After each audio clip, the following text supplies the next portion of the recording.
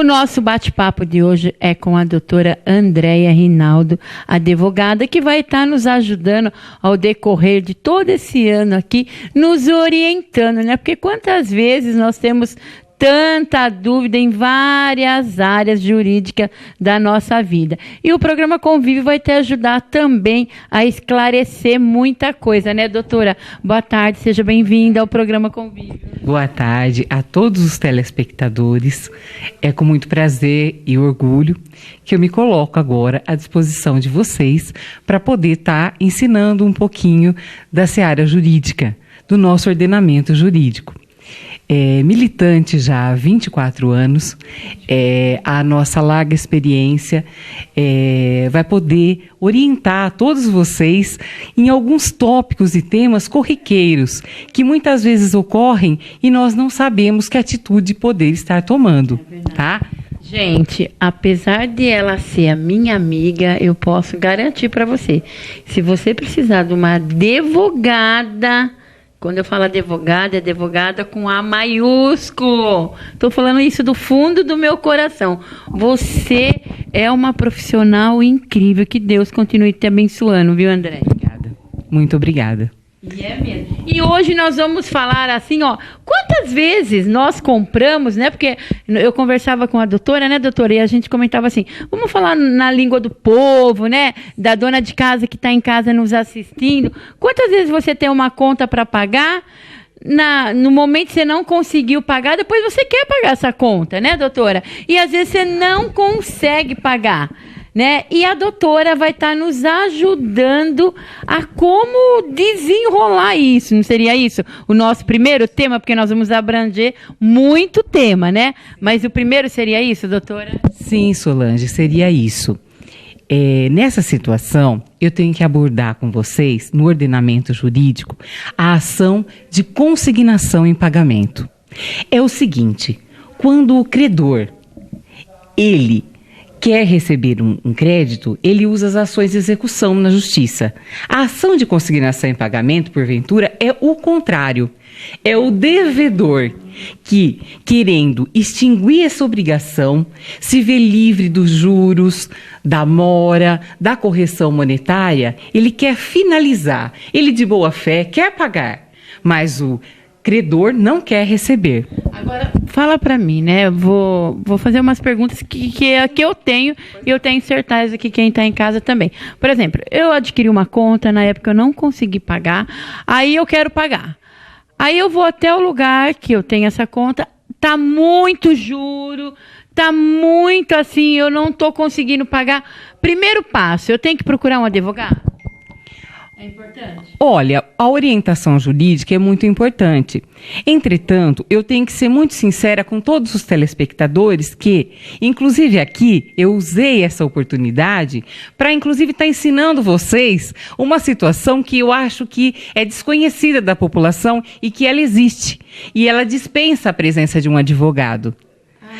Não é que ela dispensa, tá? Mas, assim, existe a faculdade de você ter ou não um advogado para proceder a ela. O que é? É o seguinte, existe a possibilidade da consignação extrajudicial. Vocês sabem o que é isso? É o seguinte, você se dirige a um banco oficial, aonde ocorre no local da obrigação, e você deposita no banco oficial aquilo que você entende que deveria pagar, no caso, ao credor. O próprio banco, ele vai emitir um comunicado ao devedor, ao credor, dizendo que se chama uma notificação. E nessa notificação ele vai saber que naquele banco oficial, em 10 dias, ele tem para aceitar aquele depósito como bom, e aí sim o devedor está exonerado da obrigação, ou então ele vai se recusar a receber. Ele vai dizer que aquele valor não corresponde, por exemplo, ao valor que ele pretende receber, ele vai contestar aquilo. Doutora, eu sou meia leiga no assunto, né? Quando você disse banco oficial, seria o Banco do Brasil, é isso? Sim, sim. São os bancos, Solange, onde ocorrem os depósitos judiciais. Por quê? Porque essa prática, ela exonera você da obrigação, mas tem que haver a concordância do credor. Mas assim, primeiro passo, né? Eu tô devendo, vamos colocar assim, R$ 2.000 para determinado lugar. Eu quero pagar. Eu tenho que fazer o quê? Uma duplicata? Como que é para mim ir lá pagar? Como que eu vou lá pagar? Não, você não vai ter que fazer nenhuma duplicata para ir pagar. Como que eu vou lá pagar? Você vai chegar no estabelecimento oficial, que é um banco, e vai dizer, eu quero fazer um depósito aqui, um depósito extrajudicial, uma consignação extrajudicial. Tá, olha, vou hoje tirar todas as minhas dúvidas. Porque assim, se você vai com uma duplicata que já passou a data, muitas vezes não podem receber. Então, esse tipo, se eu chegar lá e falar isso, eles têm que recolher o meu pagamento. Sim, é uma consignação em pagamento, né? Veja bem, essa consignação em pagamento tem que ponderar algumas circunstâncias, tá? Ela só pode ser na obrigação de pagar, tá? E também na obrigação de entregar, tá? Eu não posso fazer esse tipo de consignação para todos os tipos de obrigações, que nós sabemos que no direito existem inúmeras obrigações, tá? Mas ou de entregar ou de pagar. E as hipóteses, elas estão elencadas, tá? No Código Civil e no Código de Processo Civil. Quando é cabível a ação? É quando o credor ele se recusa sem justo motivo a receber ou a dar quitação. É o inciso 1, salvo engano, do artigo 335 do Código Civil. Ou então, quando o credor não manda buscar no tempo, no prazo e no lugar certo a coisa ou o produto do pagamento. Tá? Nessas duas hipóteses é que eu posso fazer esse tipo de consignação que eu acabei de orientar para você, tá? Entretanto, Solange, nós sabemos que muitas vezes nós sabemos o seguinte, que o credor pode ser uma pessoa incapaz, pode ser uma pessoa sem condições de estar recebendo aquele pagamento. Nesse caso, eu não tenho como fazer via extrajudicial. Eu tenho que propor uma ação judicial. Dá um exemplo. Uma pessoa interditada. Ela é incapaz. Uma pessoa que não tem capacidade jurídica de prover os seus próprios atos. Então, ela tem um curador, ela tem um tutor, então ela não vai poder responder em 10 dias. Eu vou ter que judicialmente depositar no fórum do local, fazer uma petição ao juiz, e aí sim você vai precisar redigir essa petição endereçada ao juízo, constando os motivos do que você quer pagar, por que você quer pagar, a quem você quer pagar. Tem uma situação também que já ocorreu que eu conheço. Muitas vezes você tem mais de um credor e não sabe a quem pagar.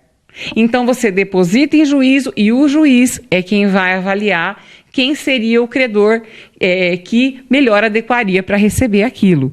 Também quando existe um litígio entre as partes. Então, vocês estão brigando por alguma situação e você não sabe, e você quer pagar, mas existe um litígio. Então, é feito um depósito judicial e até esse litígio ser resolvido. E aí sim também vai ser o juiz que vai determinar quem é que vai, no caso, receber essa quantia. Tá? Por que é importante esse depósito judicial? Porque a partir do depósito judicial, a parte da correção monetária, dos juros, tudo isso vai cessar, porque você realmente tentou cumprir com a sua obrigação, com aquilo que você se propôs. O que extingue a obrigação numa obrigação de pagar? É o pagamento, não é? Então, se consignarmos em juízo, isso aí vai ter sido resolvido, tá? E em 10 dias, como eu expliquei, se você depositar no banco, em 10 dias o credor não se recusar, não contestar aquilo, se presume a aceitação, tá? Aí a obrigação é tida por extinta e ele pode levantar o valor. Tá, se ele não se manifestar em 10 dias...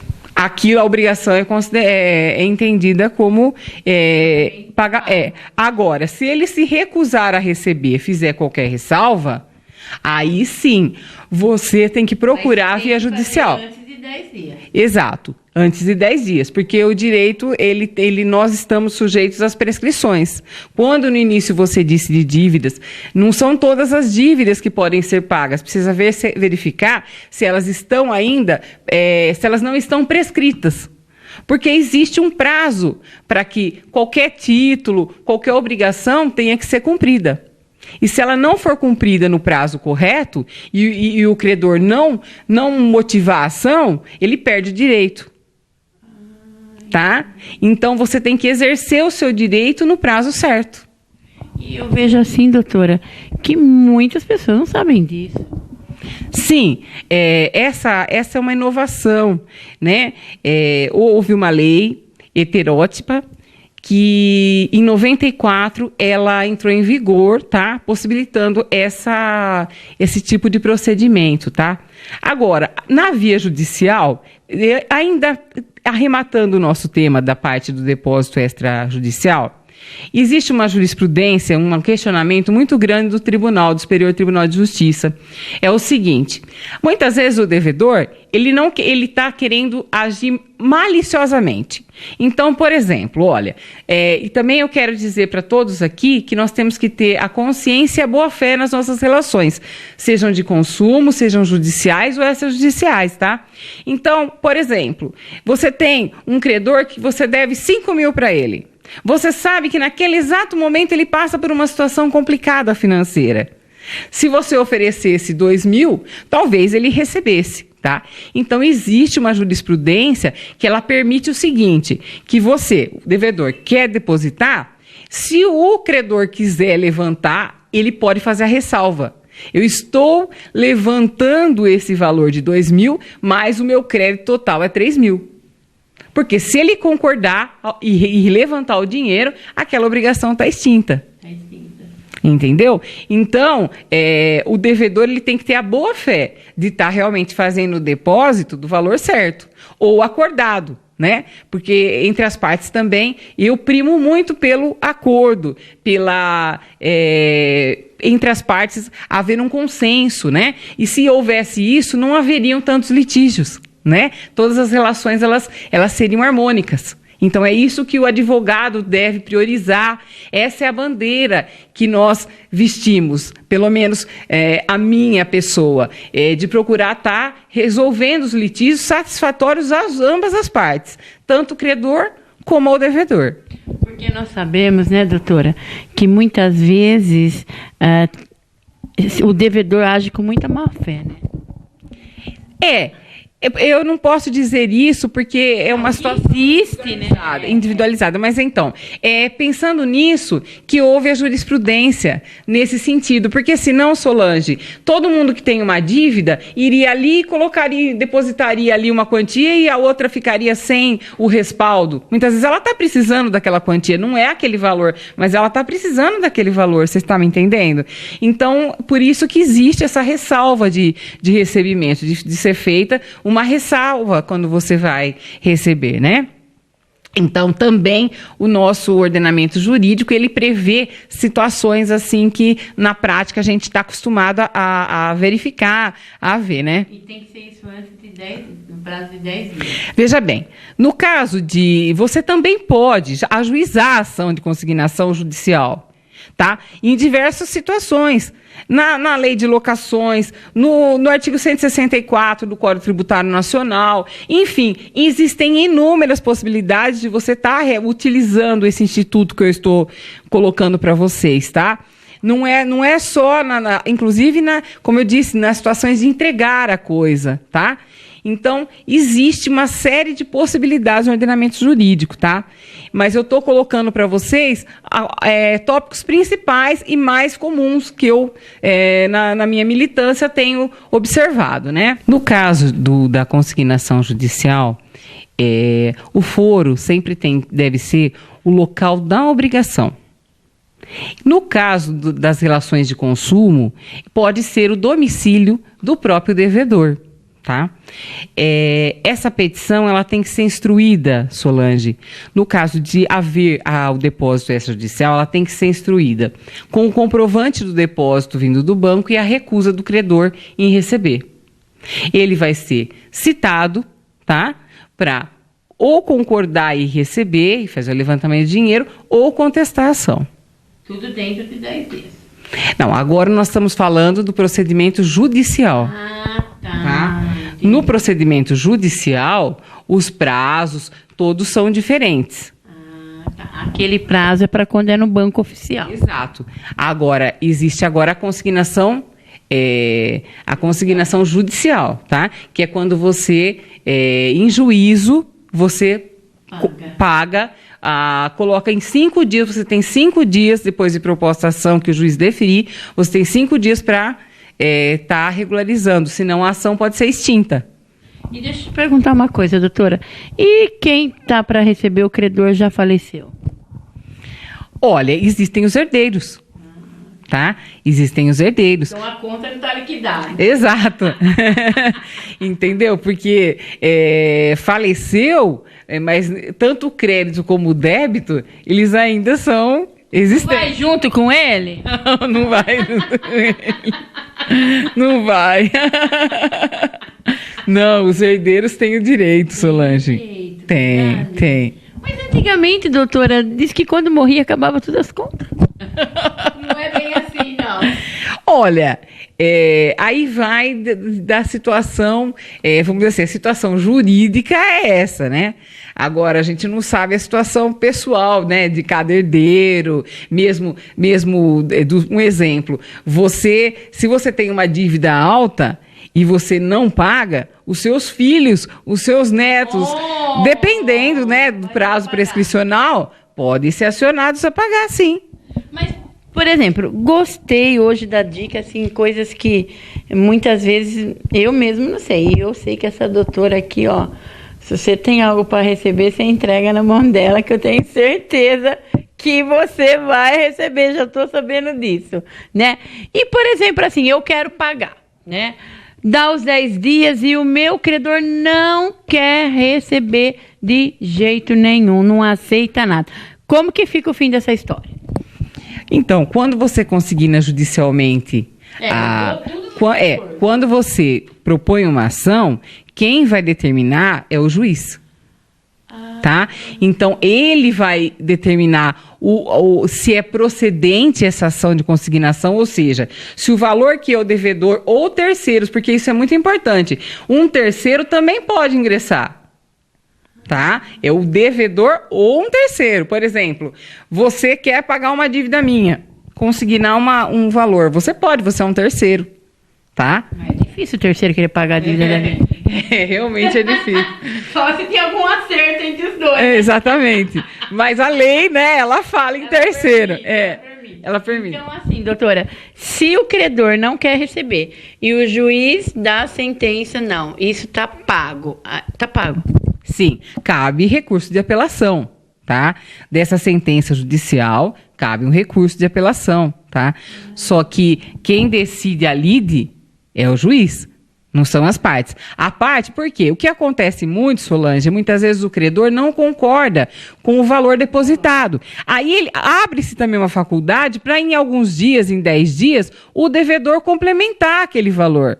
Tá? Existe essa possibilidade aí no ordenamento jurídico, né? Dele completar o valor e poder estar quitando a obrigação. Mas o importante dessa situação é que você vão parar de correr os juros.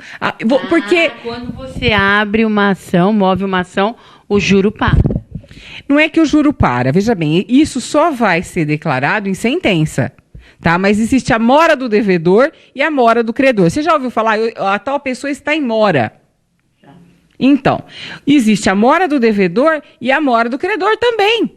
Tá? Porque se ele se recusa a receber, ele está em mora com o devedor, o credor. Tá? Então é isso, ele precisa também ter essa consciência que as custas do processo podem ficar por conta deles. Tá? Entendeu? Então, toda ação judicial, ela tem duas vertentes, tá? Não é assim, a ação é um processo sério, é uma situação séria, que você tem que procurar o judiciário com extrema lealdade e boa-fé. E sempre procurar fazer as coisas estritamente corretas, tá? Para que isso não vire para você uma nova circunstância. Você tá... Antes que vira o feitiço, virou contra o feiticeiro. Exatamente. Exatamente. Entendeu? Agora, se você, com boa fé, você é devedor, você quer pagar e o credor não quer receber, você tem que procurar um meio de estar parando. Senão, até quando vai continuar a mora do... Vai continuar, vão correr juros, correção. Inclusive, quando a gente faz o depósito, você pode atualizar o valor com a correção legítima, legal, e já fazer o depósito com o valor correto, né? Já corrigido e tal. Aí vai caber ao credor aceitar ou não aquele valor e aquela situação que foi depositada em juízo. Então, doutora, tem como pagar, tem como receber, né? Que nem a doutora disse, tem que ter um acordo entre ambas as partes, né? Para não ficar. Mas agora fala para mim, doutora, quem está nos assistindo assim, né? Tá em dúvida, é só procurar um advogado, não é verdade? Ele vai estar orientando, porque às vezes a pessoa, né, fala assim, mas eu vou lá no banco, mas será que vale a pena eu receber isso? O advogado vai estar ajudando, não é, doutora? Sim, aqui na nossa cidade nós temos excelentes profissionais, todos advogados, colegas muito competentes, e eles poderão, sim, orientar você que quer acabar com a sua dívida, que quer quitar com a sua obrigação, a como proceder, né, da melhor forma e, com certeza, satisfazer esse problema, essa obrigação que te aflige, né? Então, esse é o meu conselho, que procure um advogado, um profissional hábil, né, que possa orientar você como proceder. Verdade, gente, aí você vai dormir tranquilo, porque quanta gente aí que tá devendo, tá vendo que o juro tá aumentando cada dia mais e acaba nem dormindo. Então procura um advogado, nossos advogados, que nem a doutora disse, nós temos muitos advogados, né, na cidade. Essa advogada aqui, eu falo para mim que é uma pessoa incrível, né? Você aí, ó, que não tá dormindo à noite por causa da conta que você tem para pagar, não é verdade? E ver que cada dia está aumentando o juro, é só procurar uma pessoa especializada na área que ela vai estar te ajudando, né, doutora? Isso mesmo. Existem excelentes advogados na comarca, excelentes profissionais que podem estar fazendo com que você resolva, extinga essa obrigação e seja feliz, né? Porque isso é muito bom quando a gente pode estar em paz, estar tranquilo, né? De bem com o próximo, de bem com Deus, de bem com a vida. É para isso que nós estamos aqui nesse mundo, para fazermos o bem, para sermos bons e vivermos felizes e em paz com todos. Andando onde estiver, estaremos de cabeça erguida e felizes. Obrigada, doutora. Vou voltar aqui, né? Nós vamos aí todos os meses ter uma dica aí da nossa advogada, né? Nos ajudando. E você aí que está nos assistindo, se você tem alguma pergunta, alguma dúvida na parte jurídica, manda aqui para o programa Convívio que a doutora vai estar respondendo. Você pergunta, doutora Andréia responde. Pode ser, doutora? Sim, estou à disposição de vocês.